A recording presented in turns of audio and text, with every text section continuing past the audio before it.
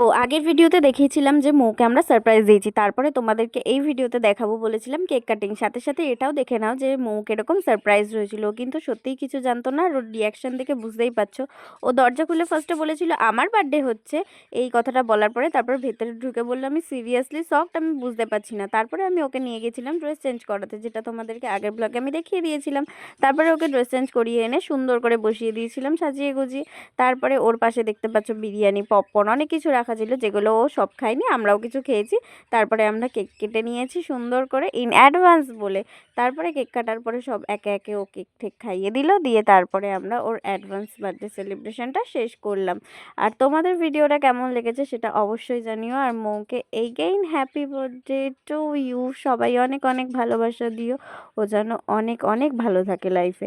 তো ভিডিওটা একটা লাইক কমেন্ট আর ভালো লাগলে অবশ্যই শেয়ার করে দিও। চলো টাটা।